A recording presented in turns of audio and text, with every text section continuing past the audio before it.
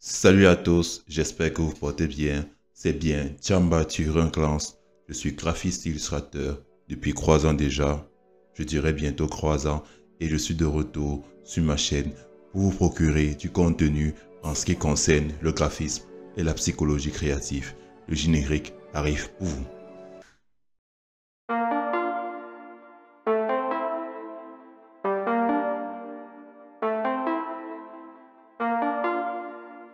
Alors, dès mon retour, je vous annonce les raisons pour lesquelles je me suis absenté pendant longtemps. La dernière vidéo est justement épinglée là-dessus. Je crois qu'elle est épinglée là. Et en dessous, je vous ai demandé de me soumettre des sujets intéressants qui fera le cours de nos prochaines vidéos en ce qui concerne le graphisme et la psychologie créative. J'ai eu des commentaires plutôt intéressants et d'autres commentaires vraiment. Alors, Corinne et Yango, si tu veux connaître le prix de ma chaise, tu n'as qu'à te rendre en brocante. Pour ceux qui ne connaissent pas les brocantes, ce sont des boutiques là où on vend des produits et des appareils électroménagers qui viennent d'autres pays d'occasion de deuxième main. Mais celui que j'ai pris ici, bien sûr, il est de première main et je l'ai pris justement à un prix inférieur au prix dont tu te demandes. Donc, si tu veux vraiment avoir cette chaise, crois-moi, tu l'auras. Mais ce n'est pas le sujet que je demandais dans cette vidéo. Alors, Landry Sitzé, mon collègue youtubeur, si tu veux avoir ma taille, mange du champignon, comme dans Mario. Et bien sûr, il y a eu un autre commentaire que j'ai beaucoup apprécié. Je me rappelle plus très bien du nom, mais je pense qu'il m'a demandé justement comment faire pour avoir un logo monogramme. Ne t'inquiète pas, on va en parler de ça dans ces vidéos parce que ces vidéos justement vont parler de comment j'élabore mes logos et comment j'élabore les identités visuelles lorsque je suis confié dans un projet particulier. Alors dans ces vidéos justement, nous allons vous montrer les étapes, du moins je vais vous montrer les étapes que je prends lorsque je veux réaliser un logo ou une identité visuelle dans une entreprise. Bon, identité visuelle c'est comme logo parce que l'identité visuelle c'est le logo et tout ce que ça incombe. En fait, c'est pour vous dire qu'une identité visuelle ce n'est pas juste un logo, c'est des éléments graphiques, textuels, colorimétriques et typographiques qui permettent d'identifier une entreprise dans un milieu précis à l'échelle nationale comme à l'échelle internationale. Bien sûr, ça fait en sorte qu'à travers des couleurs, à travers une typographie précise, à travers un agencement, à travers une mise en page, vous êtes capable de reconnaître une entreprise précise. C'est justement à ça que c'est l'identité visuelle à démarquer une entreprise de ses concurrents autant pour moi, et en faire en sorte que l'entreprise puisse avoir sa touche à elle et de s'identifier et de réussir à communiquer son message justement à travers ces éléments textuels et graphiques qu'elle communique en quelque sorte. Donc en gros, j'ai été confié dans un projet justement là où j'étais chargé de réaliser une identité visuelle, et la première chose justement qu'on fait dans l'identité visuelle, c'est le premier élément qui permet d'identifier une entreprise. Ce n'est rien d'autre que le logo. Je pense déjà avoir fait une vidéo ici là concernant le logo, justement sur les 5 bonnes règles qu'un logo doit avoir pour être très professionnel. Je vais l'épingler là en haut. Je ne sais pas d'où il s'épingle, mais c'est bien quelque part.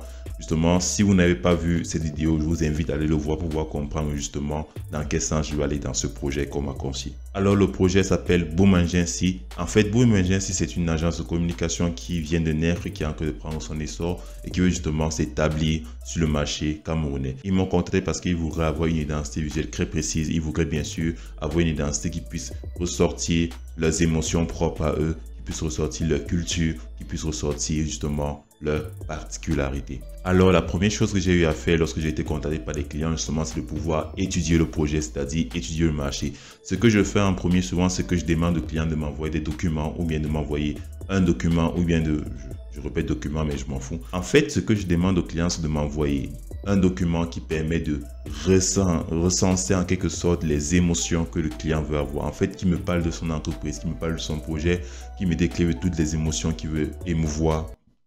Désolé. Qui me décrive toutes les émotions qu'il veut ressortir, qui me décrive sa vision, ses missions, ses objectifs, ainsi son ciblage et ainsi comment il se voit dans 5 ans, quel est le ton qu'il doit dégager dans son entreprise, comment il voit, à quoi il pense, à quoi un client doit penser lorsqu'il doit voir son entreprise. Tout cela joue justement pour élaborer un branding en quelque sorte.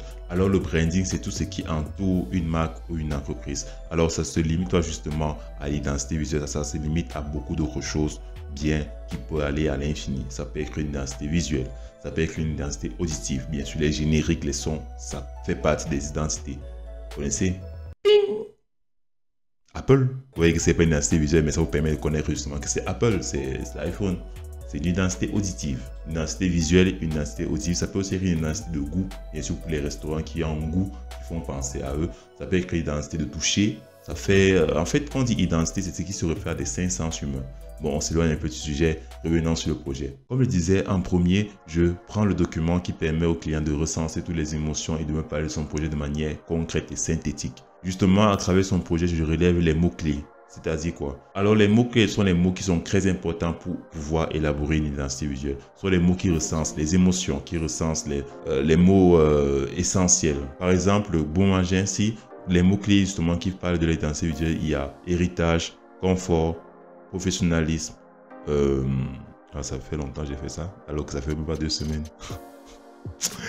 Héritage, confort, professionnalisme, Afrique bien sûr, parce qu'ils veulent bien sûr montrer l'expertise africaine bien sûr à l'échelle internationale. Et étendu. Bref, je pense que tous ces mots justement, ça va revenir avec le temps, mais quand vous verrez le logo, vous allez voir la plupart des mots qui est cités ci-avant seront recensés sur le logo. Alors ce que je fais en second, c'est que je cherche de l'inspiration. En quelque sorte, j'établis un mood board. C'est quoi un mood board? C'est bien sûr une période dans un processus de création de logo qui permet de recenser toutes les images, toutes les couleurs ou toutes les typographies qui vous permettent de vous rapprocher au mieux du logo dont vous recherchez. Ça permet de faire en sorte que vous évitez la feuille blanche. Bien sûr, pour ceux qui savent, la feuille blanche, c'est le syndrome que la plupart des artistes ont dans lequel ils n'ont pas d'inspiration pour pouvoir créer une œuvre. Pour éviter justement le syndrome de la feuille blanche, ce que nous on fait souvent, c'est qu'on part dans des recherches, des sites d'inspiration comme Pinterest, comme Behance, comme Grebel, comme ArtStation, là où on recense des logos, des images, des photos qui partent bien sûr dans le sens de ce qu'on veut, dans le sens de la communication qu'on veut, dans le sens du branding qu'on veut, dans le sens de l'identité qu'on recherche en fait. C'est à travers cela justement qu'on peut savoir des formes, des couleurs, des zigzags, n'importe quoi qui peut facilement nous donner l'inspiration de créer quelque chose d'atypique. Parce que vous vous rappelez bien sûr les 5 règles d'un logo, il doit être atypique. Et pour qu'un logo soit atypique, il faut prendre l'inspiration des autres pour le mélanger, telle une nourriture qu'on prépare. Oh, j'ai même fait un temps que je pense, alors qu'il est 3 heures du matin. Ainsi, lorsque j'ai réussi à m'inspirer à travers ces sites-là pour pouvoir élaborer mon mood board, je peux passer justement au sketch. Alors, c'est quoi le sketch? C'est un mot anglais pour dire crayonner. C'est une période dans laquelle je passe le temps à crayonner en fait des petites formes, ça peut être des petits symboles qui me font en fait penser directement au logo que je veux faire ressortir. À travers les inspirations que j'ai eues, je commence à penser et c'est la période la plus dure pour faire un logo, vous pouvez me croire, parce que dès que cette période il passe, c'est clair, vous avez votre logo. Une fois que je réfléchis sur les formes et le design que je vais faire ressortir, là on a nos 3 propositions de logo. Alors pourquoi 3 propositions de logo? Parce que justement, les 3 propositions seront de 3 visions différentes. Ça permet au client d'avoir l'embarras du choix lorsqu'il devra choisir justement le logo qui convient le mieux à sa communication ou à son identité visuelle. Alors, une fois que j'ai les 3 propositions déjà crayonnées, je peux passer au montage sur ordinateur. Alors, le montage sur ordinateur, c'est aussi une période aussi difficile que le sketch parce que c'est justement dans cette période qu'on va devoir choisir les couleurs et bien sûr la typographie qui va convenir justement au sketch qu'on a eu à faire à mes écrans sont éteints. Comme je disais, bien sûr, il peut arriver qu'à ces moments, on ait déjà des sketchs prédéfinis, on ait déjà des couleurs prédéfinies, on ait déjà des polices prédéfinies. Justement, ça nous permet d'être un peu plus rapide lors de l'élaboration ou lors du montage du logo justement en version numérique, c'est-à-dire sur machine. Une fois cela fait, nous avons nos 3 propositions de logo et que nous allons proposer au client justement pour qu'il puisse voir le logo qui convient le mieux à son identité visuelle. Sans plus tarder, je vais vous faire visiter, je vais vous faire découvrir justement les 3 logos que j'ai fait pour l'agence Beaumanger ainsi. En effet, le premier logo, justement, c'est un logo très simple qui part sur un rectangle avec une typographie assez classique, assez smart, avec des formes qui renvoient justement à des motifs un peu africains. Je n'ai pas trop voulu compliquer le premier logo, je l'ai laissé très simple, smart et assez propre pour l'agence. Bien sûr, en ce qui concerne le second logo, bien sûr, il part sur une base d'un masque justement qui fait référence à des symboles de culture africaine, des masques avec des petits griffes là. Bon, j'ai juste voulu m'amuser un peu là-dessus, avec 3 boules bien sûr orange qui font référence à la pensée, à la motivation, à la vision justement. un masque africain qui fait la mode afritude avec des boules oranges pour la pensée. Et bien sûr, mon préféré, la troisième proposition qui fait référence justement à la lettre B, si vous voyez bien, qui se découpe en triangle. En fait, les clients qui regardent la même direction, c'est pour montrer l'aspect accompagnement du projet, justement parce que Boom Agence, c'est une agence de communication qui accompagne les projets, qui même fait en sorte que ces projets regardent dans la même direction et que le client ne soit pas perdu lors de l'élaboration de ces projets en particulier. Et bien sûr, si vous regardez bien, les craies qui sont aux alentours du B, là, si vous inclinez la tête légèrement je dirais, de 45 degrés ou je ne sais pas quoi. Mais si vous inclinez légèrement la tête vers la gauche, vous verrez justement que ce triangle avec le bout du rectangle, ça forme un symbole de message, un symbole de communication. En fait, les carrés vous voyez quoi, les carrés de ces messages justement, c'est ça qui définit clairement le sens de la communication. Donc, j'espère que celui-ci en particulier va plaire au client parce que c'est mon préféré. Ouais. Parmi nos logos, il y a toujours nos enfants préférés. Bon, les logos, c'est comme mes enfants. Quand je fais croire logo, il y a toujours un que j'aime bien. Et je pense que c'est celui-là que j'aime bien. Oui. I like it. Alors, pour le commentaire de j'ai copié son nom. Un logo monogramme, je ne sais pas si tu voulais dire logo monochrome ou logo monogramme. Je ne sais pas parce que le monogramme, je vais encore me documenter là-dessus. Mais si je trouve, je vais en parler à la prochaine vidéo. Salut Axelex, oui, j'ai bien vu ton nom sur YouTube. Alors justement, je me suis documenté par rapport à ta question sur comment faire un logo monogramme. Déjà, je me suis documenté sur le logo monogramme. J'ai su justement que le logo monogramme, c'est un logo constitué de lettres justement. C'est un logo dont les lettres forment justement une icône en quelque sorte comme Louis Vuitton, PlayStation. Des logos justement qui sont constitués des initiales d'une entreprise. Donc t'inquiète pas, forcément, on fera une prochaine vidéo qui va parler uniquement des logos monogrammes, rien que pour toi. J'espère que j'ai répondu à ton commentaire. Bye bye.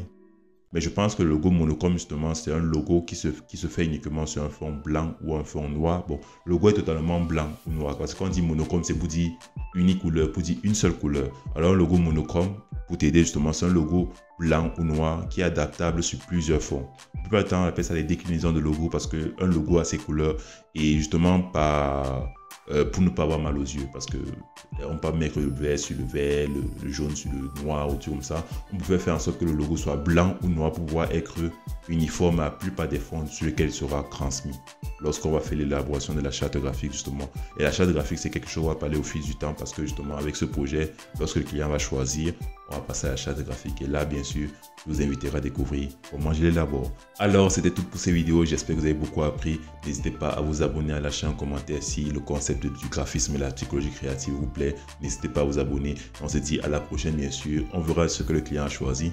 J'espère qu'il a choisi mon enfant préféré. Et bien sûr, on verra pour la suite du processus comment élabore la charte graphique. Je vous souhaite un agréable week-end ou une bonne semaine. Ciao, bye.